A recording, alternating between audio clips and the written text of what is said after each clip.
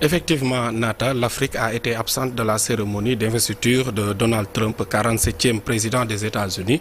Aucun chef d'État du continent n'a été invité, une situation qui interpelle le positionnement du continent sur la scène internationale.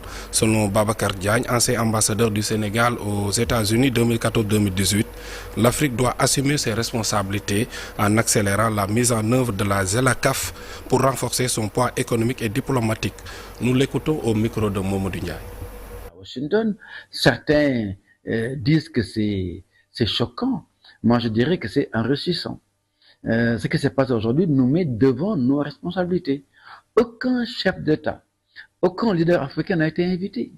La première fois dans l'histoire des États-Unis, je crois, en tout cas, c'est arrivé extrêmement rarement, peut-être les premières années, mais que des pays africains soient snobés totalement.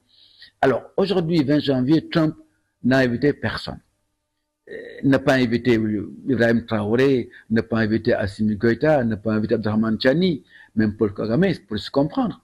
Mais n'a pas invité William Ruto du Kenya, n'a pas invité Tinubu du Nigeria, n'a pas invité Alassane Ouattara. Ça veut dire simplement que c'est l'Afrique entière qui a été snobée. L'Afrique entière. Et moi, je pense que là, nous pose devant nos responsabilités. Aujourd'hui, qui a été invité? C'est le président argentin Milei. Qui a été invité? C'est Giorgia Meloni, la présidente du Conseil d'Italie. Eric Zemmour, Nigel Farage du Royaume-Uni. Je pense que c'est une coalition idéologique, protectionniste, anti-immigration, etc. On comprend très bien.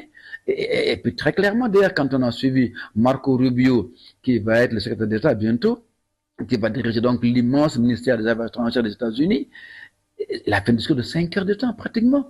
Aucune trace de l'Afrique, c'était l'Amérique, l'Amérique, l'Amérique.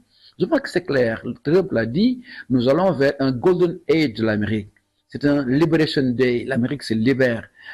Je pense que l'Afrique doit se libérer également. Aujourd'hui, nous devons aller pour une coopération intra-africaine, continentale, solide. Nous devons accélérer la ZLECAf. Nous devons essayer de bâtir une Afrique politique plus soudée, plus unie.